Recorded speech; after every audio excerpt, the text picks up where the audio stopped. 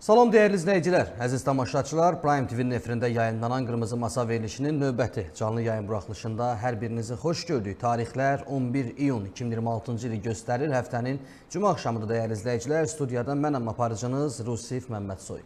Dəyərli izləyicilər, bu dəfə də hibrid təhdidlərdən, hibrid savaşlardan bəhs eləyəcəyik. Xüsusilə də bu hibrid müdaxilənin, hibrid savaşın Azərbaycana təsirlərindən, bununla bağlı necə mübarizə aparmaq lazımdır, bunun metodlarından bəhs eləyəcəyik. Ancaq bütün bunlara keçməzdən öncə bir vacib qeyri xüsusi olaraq diqqətinizə çatdırmalıyam ki, bu televiziya verilişi Azərbaycan Respublikasının qeyri-hökumət təşkilatlarına Dövlət Dəstəyi Agentliyinin maliyyə yardımı ilə həyata keçirilən layihə çərçivəsində hazırlanmışdır və bu televiziya verilişində əks olunan fikir və mülahizələr müəllifin özünə aiddir və Azərbaycan Respublikasının qeyri-hökumət təşkilatlarına Dövlət Dəstəyi Agentliyinin rəsmi mövqeyini əks etdirməyə bilər. Dəyərli izləyicilər, qeyd edək ki, verilişimizin bugünkü qonaqları hörmətli millət vəkilimiz Ceyhun Məmmədov. Xoş gördük Ceyhun müəllim. Xoş gördük. Politoloq Zaur İbrahimli. Xoş gördük. Zaur bəy, hər ikinizə salamlayıram, dəvətimizi qəbul edib iştirak elədiyinizə görə minnətdarlığımızı bildiririk. Hörmətli Ceyhun bəy, əslində bugün qaldırdığımız bu məsələ son dərəcə aktualdır. Uzun illərdir Azərbaycan üçün daha da aktuallaşıb. Biz bəlkə də Qarabağ müharibəsindən öncə bu hibrid təhdidlərin, hibrid savaşın nə olduğunu belə dərk eləmirdik. Ancaq Qarabağ işğalının sona çatmasından sonra, torpaqlarımızı azad etdikdən sonra artıq Azərbaycana qarşı bu hücumlar geniş vüsət almağa başladı və biz onu özlərimizdə hiss elədik. Ümumiyyətlə, hibrid təhdidlər, hibrid savaşlar nə deməkdir öz-özlüyündə və buna qarşı mübarizə metodlarımız nədir? Belə, əslində bugün toxunduğumuz məsələ olduqca aktual bir məsələdir və bugün dünyada ən çox müzakirə olunan məsələlərdən də biridir. Və bugün biz davamlı olaraq bu hibrid müharibələrin nəticələrini görürük. Yəni, siz çox doğru qeyd etdiniz ki, bugün Azərbaycan bunu üzərində daha çox hiss edir. Bəli. Yəni, zaman-zaman müxtəlif istiqamətlərdə bu təhdidlər var. Məsələn, bir neçə gün bundan əvvəl, xüsusilə də söhbət informasiya məkanına gedən proseslərdən gedirsə, CNN-in bir məlumatı yayıldı. Və bu məlumat sadəcə bir xəbər agentliyi deyil, yəni dünyanın qlobal agentliklərinin biri tərəfindən bu informasiya yayıldı. Əslində maraqlı tərəf odur ki, uzun illər İran bizi ittiham edirdi ki, biz öz ərazimizdən kiməsə qarşı istifadə edirik, amma Azərbaycan bunu dəfələrlə açıqlamışdı ki, biz buna imkan vermirik. Amma bugün Qərbdən belə bir dezinformasiyanın biz şahidi olduq. Və bu ilk dəfə deyil, zaman-zaman biz bununla üzləşmişik və getdikcə bu cür informasiyaların sayı artacaq. Məsələ ondadır ki, bugünün müharibəsi daha çox beyinlərdə gedir, düşüncələrdə gedir, sosial mediada gedir və gedəcək. Məsələn, bugün TikTokda gedən, sosial mediada gedən bu zaman-zaman bizə qarşı ittihamlar, Azərbaycanla bağlı aparılan təbliğatlarda həmin bu dediyimiz müharibələrin demək nəticəsidir və təsirləridir. Məsələ buradadır ki, çox ciddi bir manipulyasiya var. Hər gün davamlı olaraq təxribatlar var. Misal üçün, təbii ki, burada müxtəlif istiqamətlərdə proses gedir. Səbəbə mən varmadan, məsələn, Milli Məclisin son vaxtlar ayrı-ayrı təmsilçilərinin hədəfə alınması. Yəni, indi burada onların özlərinin söylədikləri fikirlər, məqamlar, bu başqa bir müzakirə mövzusu. Amma bu istiqamətdə Cənab Prezidentə qarşı olsun, onun ailəsinə qarşı olsun, ümumiyyətlə ayrı-ayrı strukturlara qarşı olsun. Burada bilirsiniz, mən düşünürəm ki, mübarizə aparmağın yolu doğru, dəqiq informasiyaların təqdim olunmasıdır. Yəni, bu məsələlərə biz sıradan filan kəs bu məlumatı yaydı, bir sıradan bir məlumat kimi yanaşmalı deyilik və burada mən hesab edirəm ki, davamlı olaraq dövlət qurumlarının media ilə sıx işləməsinə ehtiyac var.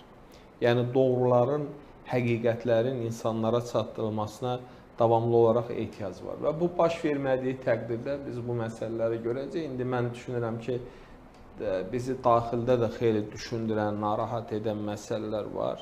Yəni bugün bir mənalı olaraq sosial medianın da, xüsusilə də biz TikTok şəbəkəsinə baxanda manipulyasiyanı ciddi fikirlərə, düşüncələrə təsiri görürük.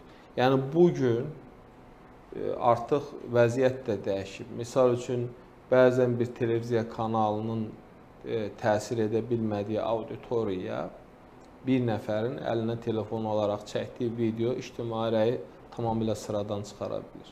Və 1 milyon, 2 milyon, 3 milyon baxış əldə edə bilər. Ona görə burada yəni informasiyaların vaxtında ötürülməsi, dəqiq məlumatların verilməsi və bir də mən hesab edirəm ki, təbii ki, indi burada dünyada buna insan hüquqları prizmasından baxılır, amma ciddi bir formada sosial şəbəkələr tənzimlənməlidir.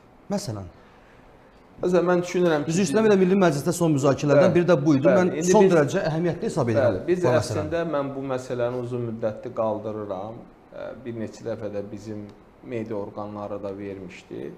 Və bəziləri də bunu belə təklif eləmişdi, təqdim etmişdilər ki, millət vəkili sosial şəbəkələrin bağlanmasını təklif edir. Yəni, məsələnin mahiyyəti ondadır ki, beynəlxalq hüquq, insan azadlığı öz yerində.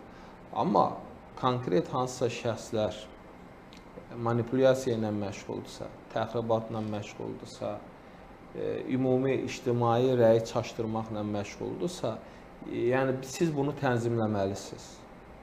Yəni siz bunu tənzimləməsəniz, yəni misal üçün bugün bir dənə yanlış məlumat buraxılır, o yanlış məlumatı aradan qaldırmaq üçün siz nə qədər çalışsanız da onun o əkdiyi toxumlar insanların düşüncələrində qalır. Yəni burada söhbət məsələn söyüşün özü, təhqirin özü, yəni insanlar özlərində bir məsuliyyət hiss etməlidir. Əgər insan özündə məsuliyyət hiss etmirsə, buna mütləq şəkildə müdaxilə olmalıdır. Ümumiyyətlə bunun üçün indi qanunvericilikdə bu proses gedir. Hansısa bir filtrlər olmalıdır. Yəni kim nə gəldi, necə gəldi. İndi bu sosial medianın maraqlı odur ki, sistem elə qurulub ki, hamı bloger olmaq istəyir. Hamı video çəkib paylaşmaq istəyir. Və bugün də hamı və burada bəli, mətbuat azadlığı, informasiya azadlığı, amma bu anarxiya anlamına gəlməlidir. Bu istənilən adamı hədəfə almaq anlamına gəlməlidir. Bunun mütləq şəkildə proseduru həyata keçirilməlidir. Yəni əks halda isə biz bunun daha ciddi nəticələrini növbəti bir proseslərdə görəcək. Xüsusilə də yəni baxın siz heç bir halda yəni 1 milyon insana siz adi qaydada bir yerə yığıb xitab edə bilmirsiniz. Məsələn siz indi YouTube-a baxın, tutaq ki, YouTube-da sizin bir videonuza nə qədər baxıla bilər və bir də TikTok-da baxın nə qədər baxıla bilər, tutaq ki. Ona görə də burada istər, yəni əslində bu xəbər agentliklərinin çoxunun özü də, məsələn, hətta ən belə nüfuzlu, etibarlı sayılan xəbər agentlərinin böyük əksəriyyəti manipulyasiya ilə məşğuldur.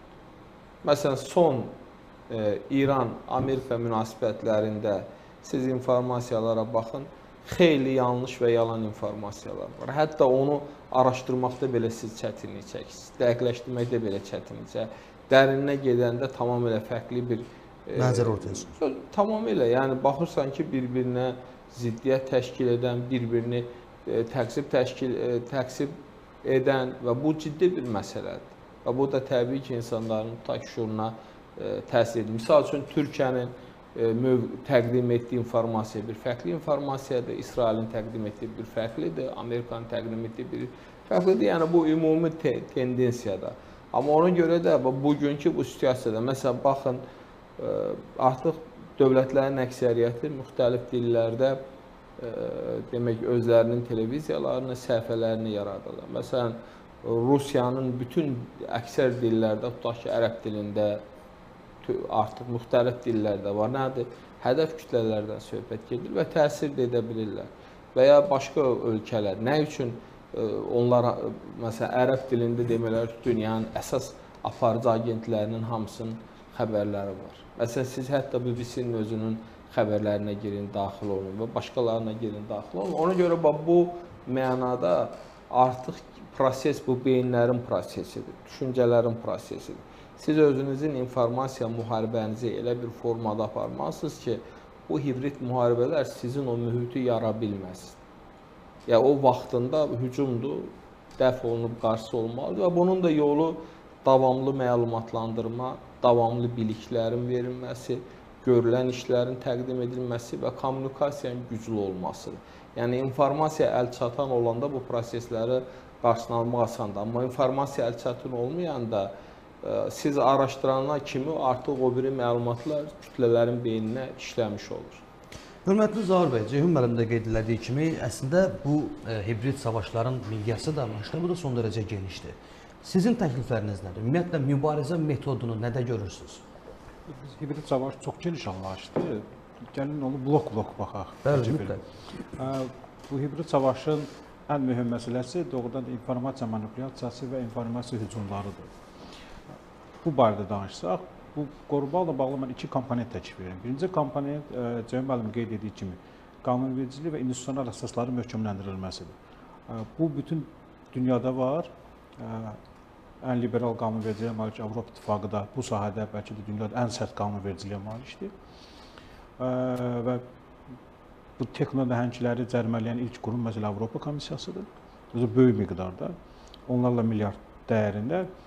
Onların tələblərinə baxsaq, onların tələbləri ilk növbədə uşaq hüquqlarının qorunması, və o cümlədən yalan və böhtən informasiyaların moderasiyası, porno xidmətlər və yaxud da ki, porno məhsullarla bağlı məhdudiyyətlərdir və eyni zamanda dövlət sirrinin, fərdi məlumatların yayılmasının qarşısını alınır. Ən vacib burada fərdi məlumatların qarşısının alınması və ən vacib nədən ibarət? Onlar öz data mərkəzlərində Avropa İttifaqı ölkələrində yerləşdirməlidirlər və Avropa hakimiyyətlə kommunikasiya eləməlidir. Bu model artıq bütün dünyada qurulub və sonuncu Azərbaycan Respublikası Milli Məclisindən müzakirə olunan sosial şəbəkələrlə bağlı qanunlarda da orada bir çox elementlər var və ən çox da rəğbətlə qarşıladığımız elementlərdən biri ondan ibarət ki, bu sosial şəbəkələrin Azərbaycan segmenti ilə bağlı məlumatlar Azərbaycandakı data bazalarda toplansın və onların Azərbaycanın milli bölməsi açılsın. Bu, əlbəttə, biz qanunverici bunu nəzərdə tutacaq, bunun reallaşdırılması zaman tələb edəcək, proses tələb edəcək, amma burada bəzən suallar səslənir ki, biz bu texnoloji nəhənglərlə necə kommunikasiya quracaq? Azərbaycan auditoriyacı balaca ölkədir və texnoloji nəhənglərlə bu istiqamətdə kommunikasiya o qədər də asan deyil. Amma biz bu məqsədi qarşımıza qoymalıyıq. Yəni biz heç nə eləmirik. Əlimizi qolumuzu salaq aşağı ki, o texnoloji nəhənglər, Azərbaycan auditoriyası balacadır. Yəni bu mövqedən çıxış mən başa düşmürəm. Mən izləyicilərimizdən də xahiş edirəm ki, bu istiqamətdə rəylərdə diqqətli olsunlar.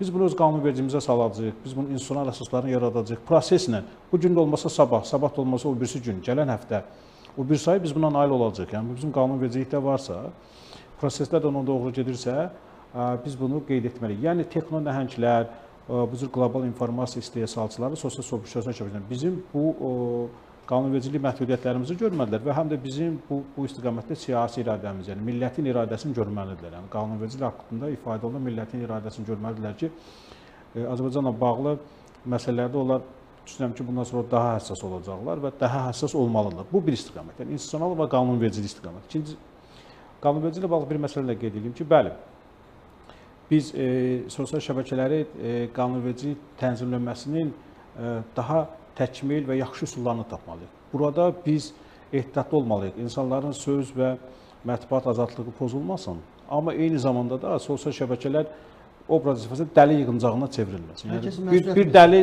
bir quyuya daş atdı, artıq 100 yox, 1 milyon adam toplaşır, o daşı çıxara bilmir. Bu olduqca vacib məsələdir. Biz bax, bunun texnoloji bir həlli mən sizə deyim. Əvvəl yardımcı telefon terrorçuluğu var idi. İndi telefon terrorçuluğu demək ki, aradan qalxıb. Yəni, texniki vasitələr o qədər mükəmməlləşib ki, o zəngləri identifikasiya edə bilirlər və artıq görürsünüz, telefon terrorçuluğu demək olar ki, nadir bir hadisə çevrilir. Mən düşünürəm ki, üzərində işləməklə, bu qanunvericiliklə əvvəl pilot şəklində, sonra texniki vasitələr, yəni elə bir səviyyədə gətirmək olar ki, biz bunu məhdudlaşdıra bilərik. Yəni, bu cür yalan, dezinformasiya, insanları aldatma, manipulyasiya fikirlərini məhdudlaşdıra bilərik. Amma qeyd etdiyim kimi də biz burada əks heç bir halda sosial şəbəkələrdəki insanların azadlığına toxunmuruq və bunu qadağan edən ölkələrində təcrübəsinin çox acı təcrübəsi var. Çox acı təcrübəsi var. Rusiya bu istiqamətdə getdi, çox böyük neqativ nəticələrlə qarşılaşıb. İran bu istiqamətdə getdi, sonra o həmin istiqamətdən imtina elədi. Türkiyə bu istiqamətdə addım atmaq istədi, sonra geri addım atdı. Yəni bu sosial şəbəkələrə bağlamaq yol deyil, Ceyhun müəllim də qeyd edir. Amma bunu tənzimləmək hər bir həm də dövlətin suveren hüququdur. Bundan nəzərə bizim bəzən izləyicilər elə rəylər yazırlar ki, sanki bu bizim dövlətin hüququ deyil. Çox təəssüf, Ceyhun müəllim bu barədə daha ətraflı deyir. Bu bir. Yəni institusional və qanunverici hazırlıqlarımız görməliyik. Özü də kifayət yaxşı addımlardır. Hökumət buludu yaradılıb, artıq bizim bütün dövlət qurumları öz informasiya ehtiyatlarının bizim milli hökumət buludunda, yəni milli informasiya ehtiyat sistemində yaradırlar. Milli data bazamız yaradılıb, orada yaradılar və artıq bunun institusional və qanunverici tərəfi yarandı. Siz baxın, beynəlxalq səviyyədə serverə dayanan Azərbaycan hökumət qurumlarının saytları işləməkdə davam elədi. Onun nəticəsi idi. Bu doğrudan bizim yaxşı bir uğurumuz idi. Çox və Azərbaycanda kritik informasiya, kritik infrastruktur reyestri formalaşıb, həmin infrastruktura olan qurumlar dövlət tərəfindən informasiya sistemləri mühafizə olunur. Güman edirəm ki, yavaş-yavaş da artıq Azərbaycan media məkanında da bu istiqamətdə addımlar atılacaq. Yəni bizim saytlar, bizim xəbər portalları bu istiqamətdə o standartları qəbul edəcəklər. Mən düşünürəm ki, yəni biznesə xələl gətirmədən, saytlara əlavə maliyyə yükü yaratmadan, bəlkə də dövlət köməyi ilə bizim saytların da informasiya agentliklərində o informasiya təhlükəsizliyi qaldırılmalı. Dövlət bu istiqamətdə bəlkə də bir yardım paketləri həyata keçirməlidir. Bax, bu bir istiqamət. İkinci istiqamət ictimai məlumatlığı və media savadlılığını artırmaqdır. Biz media savadlılığı deyəndə həm də sosial şəbəkələrdə işləmək və informasiya almaq bacarığı nəzərdə tuturuq. Mən burada ən mühüm məqam onu qeyd edirdim ki, artıq mən hesab edirəm ki, hətta ibtidai siniflərdən sonra orta məktəblərdə bu media savadlılıq və sosial şəbəkədən istifadə bacarıqları artıq hesab edirəm ki, fən kimi və yaxud da ki, ola bilsin ki, profil fənlərin tərkibində bu keçilməlidir. Yəni, artıq ibtidai siniflərdən sonra mən düşünürəm ki, bunun işləmə mexanizmi, algoritmi baxılmalıdır. Məsələn, insanlara öyrədəndə ki, siz nəyə baxırsınız? Məsələn, kommersiya məsələlərinə baxsanız, daim sizin qabağınıza kommersiya məsələləri çıxır. Siz müğənnilərə baxsanız, sizin daim qabağınıza müğənnilər çıxır. Siz əgər istəyirsinizsə belə olmasın, girirsiniz, orada öz maraqlarınızı ifadə edirsiniz. Bu TikTokda da var, bilirsiniz. Maraqlarınızı ifadə edirsiniz və həmin maraqlarla üzləşəsiniz. Siz artıq o dəlilərlə və yaxud da ki, o psixopatlarla üzləşməyəcəksiniz. Yəni, siz nisbətən rahat olacaqsınız. Yəni, bu cür insanları bu cür informasiyanı istehlakçı öyrətsək, informasiya istehlakçını öyrətsək, məqsədini öyrətsək. Baxın, bunun insanların artıq çəki və yaxud artıq çəkidə azad olması ilə bağlı təbliğatla müqayisə eləsək, görürsünüz necə düşüncə dəyişikliyi baş verdi cəmiyyətdə. Yəni, insanlar hamısı artıq qəbul edib ki, bəli, artıq çəkinin problemləri var, hamı bunu başa düşür və yollarını da başa düşür. Eyni zamanda informasiya istehlakçı ilə də bağlı, nə qədər kobud olsa müqayisə, amma yəni, sadə izah etmək üçün bunu deyirəm. Bunu biz məktəb səviyyəsindən, sonra orta təhsil səviyyəsindən, artıq ali təhsil səviyyəsinə qədər bunu yüksəltsək, düşünürəm ki, burada kifayət qədər böyük nəticə əldə edə bilir. Bax, istəyirsiniz sorğu keçirin, tələbələrimizdən soruşaq, bizim çətdə var. Onlar alqoritmləri o qədər yaxşı başa düşmürlər. Sosial şəbəkə alqoritmləri necə işləyir, onu yaxşı başa düşmürlər. Və yaxud da ki, doğru informasiyanın doğruluğunu və yaxud da yanlışlığını yoxlamaq üçün sadə bir-iki prosedur onları da başa düşmürlər. Bu istiqamətdə informasiya istehlakı ilə bağlı mədəniyyət artırılmalıdır. Bu bir. İkincisi, müvafiq, düşünürəm ki, sosial şəbəkənin Ceyhun müəllim də qeyd elədi, gətirdiyi o informasiya xaosunu nizamlamaq üçün operativ əks-reaksiya mexanizmləri təkmilləşdirməlidir. Yəni, dövlət orqanları, mən bilirəm ki, hər bir dövlət orqanında böhran kommunikasiyası strategiyası var. Düşünürəm ki, o strategiyalar yenidən baxılmalıdır və sosial şəbəkə elementləri ora daxil edilməlidir. Ola bilsin ki, həmin böhran strategiyalarında fərqli elementlər var, amma sosial şəbəkə elementləri də ora daxil olunmalıdır. Məsələn, bir müddət əvvəl mən hətta öz yaxın qohumlarımı inandıra bilmirdim ki, Azərbaycanda hərbi xidmətin müddəti azaldılmıyor. Bununla bağlı kimsə məlumat yayılmışdı və biz bir ay müddətində onu təkzib eləməklə məşğuluq. Bu, Azərbaycan Respublikası Milli Məclisinin səlahiyyətindədir. Bununla bağlı qanunlar var və qanunlara da hələ dəyişiklik edilməyib. Bax, bu hələ, belə deyək, lap asan təsiridir. İndi təsəvvür edin ki, bu cür təsirlər ölkənin kritik infrastrukturu, müharibə və sülh, müdafiə və təhlükəsizlik məsələləri ilə bağlı yayılanda nə etmək olur? Doğrudan çox çətin məsələ. Bir yalan informasiyanı təkzib etmək üçün çoxlu səylər tələb olunur. Dövlət orqanları, ekspertlər, rəsmilər Bunu toplamaq təkcə bir çox çətindir, amma bunun anında identifikasiya edib bunu yalanlayanda bu problem aradan qalxır. Yəni bizim cəmiyyət də bu iki istiqamətdə düşünürəm ki, ayıq olmalıdır və yenə qeyd edirəm də öz-özünə bu ayıqlıq yaranmayacaq. Bəli. Hörmətli Ceyhun müəllim, indi bir çox məsələlərə aydınlıq gətirdik, həm siz, həm Zaur bəy. Mən sizinlə həm də nəyi müzakirə etmək istəyirəm xüsusilə. Azərbaycana qarşı hibrid savaşların bir istiqaməti də xüsusilə dini faktorlar üzərindən həyata keçirilir. Bunun qarşısını almaq üçün nə etməliyik? Mən hesab edirəm ki, Azərbaycanda ən önəmli məqamlardan biri də məhz bundan ibarətdir. Burada bəli, yəni əslində elə çox maraqlı məqamlara toxunuruq bizim bu müzakirəmiz və olduqca Azərbaycanın gələcəyi ilə də bağlı çox vacib məsələlərdir. Və biz ümumiyyətlə bu hibrid müharibələrə baxanda bir çox istiqamətlərdə gedir, amma bunun ən amansız nümunələrindən biri də dini sahədir. Və burada məsələnin narahat edici tərəfi odur ki, məsələn, elə məsələlər var ki, işte onu cəmiyyətin bütün üzvləri sezə bilmir. Misal üçün, bayaq Zaur bəy çox önəmli bir məsələyə toxundu. Bizim ən böyük problemlərimizdən biri media savadlılığının çox aşağı olmasıdır. Yəni, insanların hər şeyə inanmasıdır. İstənilən bir informasiyanı yayırsan, o dəqiq onu qəbul edirlər. Mən hərdən deyirəm ki, bu ona bənzəyir ki, bir yanlış məlumat verirlər, gedib birini öldürürlər. Öldürəndən sonra məlum olur ki, bu informasiya yanlışdır. İndi bizdə belə bir proses gedir. Yəni, insanlar TikTokda nə görürlər, inanırlar. Tutaq ki, o biri sosial mediada nə görürlər və bu proses gedir. Və bugün biz əgər sahələr üzrə getsək, bunun ən ağır bir nümunələri dini sahədədir. Məsələn, bugün İran bu istiqamətdə çox fəal bir iş aparır. Tutaq ki, bugün ərəb ölkələri çox fəal bir iş aparırlar. Türkiyədə müəyyən cəmaatlar var ki, çox fəal iş aparırlar və ən önəmli tərəfi odur ki, bunu da sosial media vasitəsilə aparırlar və xüsusilə də indi mən adı çəkirəm, çünki o çox vacib bir məsələdir və xüsusilə də TikTokda bu proses çox ağırlı bir formada bütün istiqamətlərdə gedir və xüsusilə də dini fəaliyyət sahəsində gedir.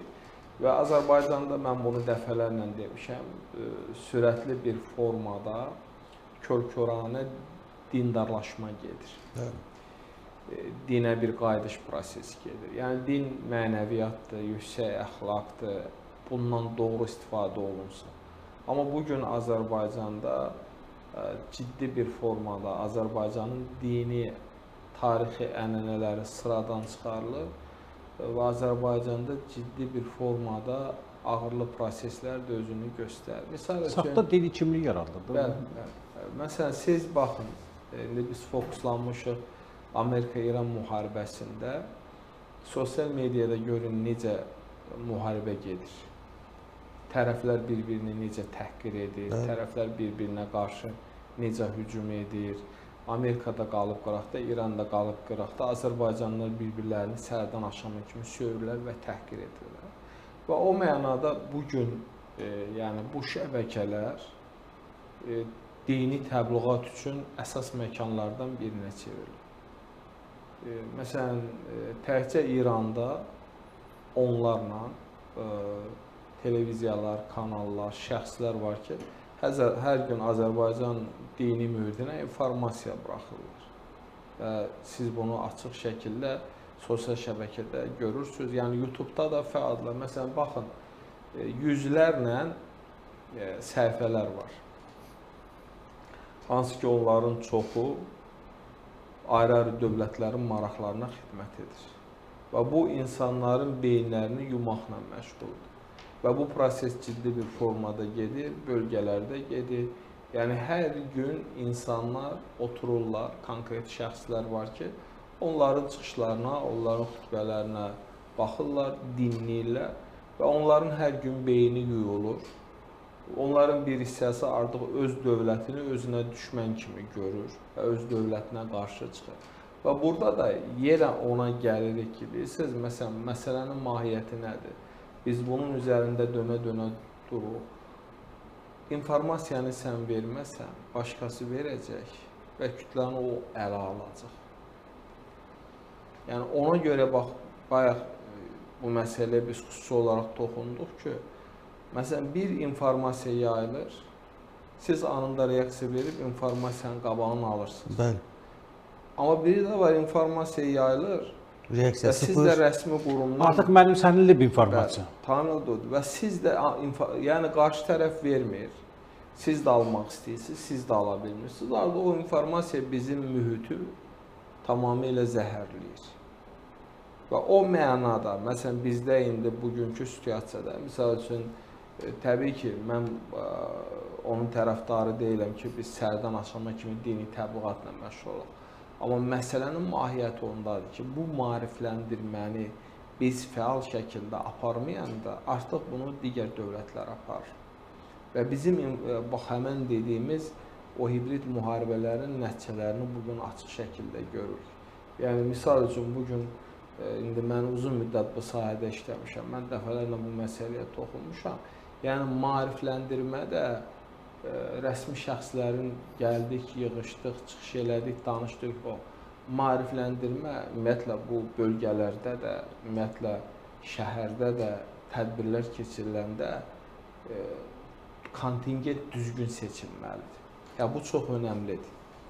Yəni, tutaq ki, bu dinlə bağlıdırsa, burada mütləq şəkildə bu prosesin aktiv iştirakçılar olmalıdır. Mediadırsa, tutaq ki, bu olmalıdır və s. Ona görə bu informasiyaların, məlumatların verilməsi və davamlı təqdim olunması və görülən işlərin göstərilməsi çox önəmlidir.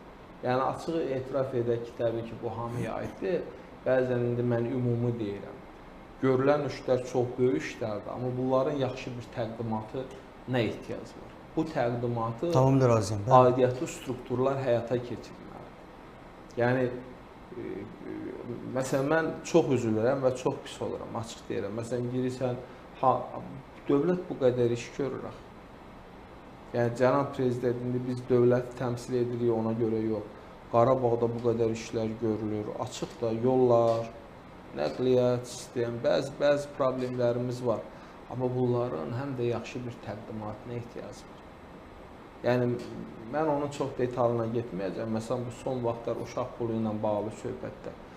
Bunun çox yaxşı bir formada cəmiyyətə təqdim etmək olar. Onun açıq müzakirəsinə ehtiyac var, Cəmiyyət. Bəli, əlbəttə, mən onu deyirəm. Bax, mən açığı da, yəni, əslində, faktik olaraq dövlət o qədər sosial müavinətlər təqdim edir ki, müxtəlif formatlarda. Bunların təqdimatına ehtiyac var və geniş bir formada kütlələrə çatdırılmasına ehtiyac var.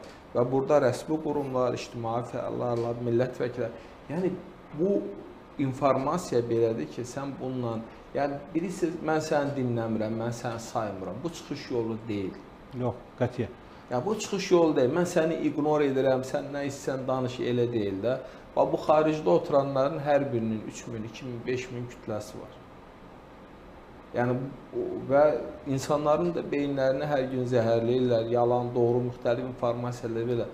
Amma qurum özünün gördüyü işin yaxşı təqdimatını həyata keçməli.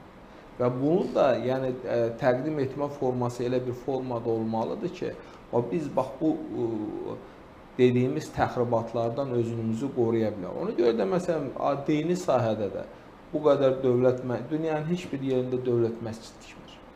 Məscid bərpa edir. Razıyam. Din xadimlərinə pul verir. Hətta çox gülməli səslənir. Yəni, Azərbaycanda dinə görə kim sıxışdırılıb ki, bu günə qədər? Yəni, amma faktik olaraq onlar... Ancaq təqdimata baxın. Yəni, faktik olaraq hamısı da sərbəstdir, hamısı da rahatdır. Əlinə bilsiniz, mən yenə deyirəm, mən mətbuat azadlığı, senzuranı anlayıram. Amma bugün biz, yəni, senzura ilə bağlı dünyada yanaşmalar, bugün artıq çox təhlükəli biz bir həddə gəlmişik.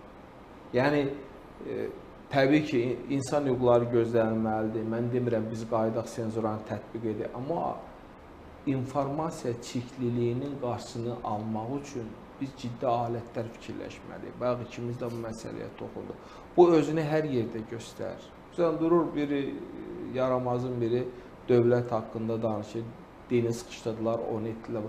Amma sən özün nə etməsən, sən özün nə eləmsən? O mənada davamlı olaraq, yəni müxtəlif məlumatların, məsələn, mən hesab edirəm ki, yəni sosial mediada çirkli informasiyanın qarşısının alınmasından yollarından biri orada alternativ fikirlərin, səhifələrin, platformaların, yəni təqdim edən fikirlərin əhaliyə təqdim olunması. Məsələn, bizdə problem nədir? Mən bunu bir-iki dəfə də demişəm.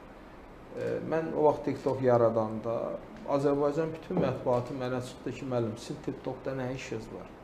Mən dedim, mən baxdım, gördüm, hamı TikTokdadır, gənclər oradadır. Mən də getdim ora. İndi gəlin, baxaq. Baxın, bütün xarici, qlobal agentliklərin hamısının səhifəsi var. Əlbəttə. Və orada çox fəal iş aparırlar. Çox ciddi bir iş aparırlar. Və bax, indi gəlin, bizdə neçə ziyalımız, neçə ictimai xadimimiz, siyasi xadimimiz. Çünki bütün proseslər orada gedir. Mən bir yazı yazmışdım, alternativ dünyadayıq biz. TikTok ayrıca bir dünyadır, o bir YouTube ayrıca bir dünyadır və hamı orada manipulyasiya ilə, müxtəlif məlumatların təqdim olunması ilə məşğuldur, insanları manipulyasiya etməklə məşğuldur. Yəni biz də buna seyirci qala bilmədik. Sənin iki yolun var. Danışdığımız kimi bir bunun inzibati, hüquqi yolu. Amma məsələn, mən indi, bizdə hamı bunu danışır, uşaqlarla bağlı.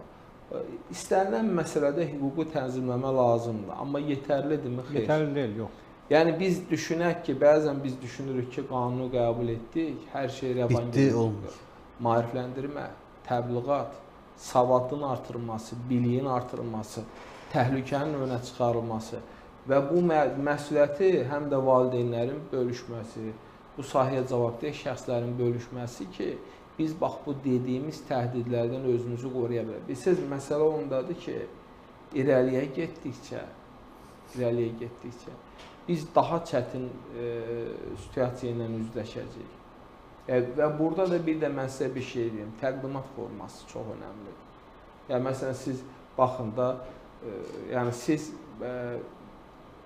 obyektivlik, şəffaflıq, bəzən tənqid çox önəmlidir. Yəni, həmişə tərif, bu qarşı tərəf bunu qəbul etməyəcək. Bəzən elə məsələlər var ki, məsələn, lap cənab prezident özü bəzən müəyyən məsələləri tənqid edir də. Əgər hansısa bir problem varsa, o problemi biz təqdim edə bilərik, onu da insanlar görə bilər. Amma o imkan yalnız onlara veriləndə, yalnız onlar hansısa bir məsələyə toxunan, kütlə artıq ora gedir. Axın ora olur. Kütlə ora gedir. Və ona görə də burada informasiya ilə işləməyin özü çox ciddi bir məsələ. Vaxtı ilə bir neçə il bundan əvvəl Prezident administrasiyasının iştirakı ilə bütün dövlət qurumlarının mətbuat xidmətlərini yığdılar bir yerə və onlara tapşırdılar ki, siz medianı sıx işləməlisiniz. Məsələn, indi bizim problemlərimizdən biri odur ki, hamıya bu aid deyil. Bəzi dövlət qurumlarının, media strukturları informasiyaları vaxtında bölüşmür. Bəzən insanlarla, məsələn, mətbu orqanlarla. Məsələn, mənə tez-tez gəlir, mən deyirəm ki, bu filan quruma müraciət elə, oradan cavab al. Deyir, biz ala bilmədik, ona görə siz xahiş edirik ki, bu informasiya. İndi bəli, bizdə var, məsələn, Daxili İşlər Nazirliyinin ictimaiyyətlə əlaqələr, məsələn, bax, möhtəşəmdir. Və görürsünüz, nə qədər də prosesə töhfə verir. Məsələn, bir neçə elə qurum var ki, onlar, məsələn, operativ, ona görə də, bax, biz bu istiqamətdə informasiyaların verilməsi. Çünki sizin nə qədər çox informasiya çıxışınız olsa, nə qədər çox informasiya əldə etmə imkanınız olsa, biz o hibrid müharibələrə daha tez və operativ immunitet yaranacaq. Cavab verə biləcəyik və problemə öz mövqeyimizi bildirə biləcəyik.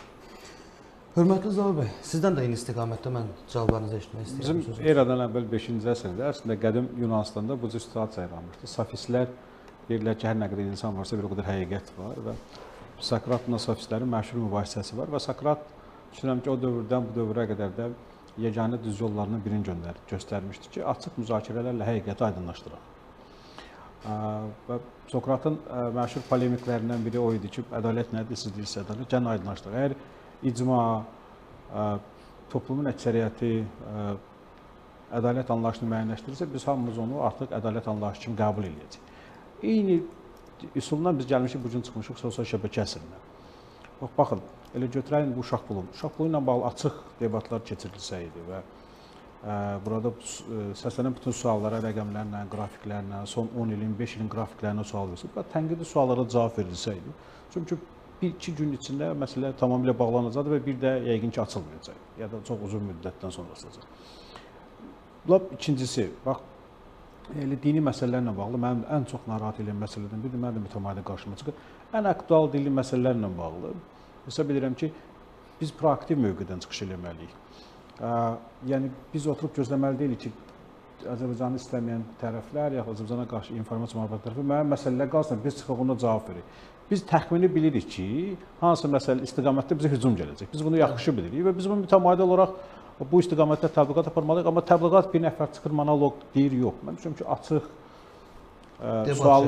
suallara cavab verməklə, görülmüş işləri təqdim eləməklə və qeyd etdim ki, qarşı tərəfin öz fikrini səsləndirməyinə imkan verib, argumentlərlə həqiqəti aydınlaşdırmağa. Biz auditoriyaya bizim yaxşı iş gördüyümüzü göstərmək istəsək, yəni desə ki, biz ancaq yaxşı iş görürük, onu bunu inandırmağa çalışırıq, inanmayacaq. Biz həqiqəti ona çatdırmağa çalışmalıyıq.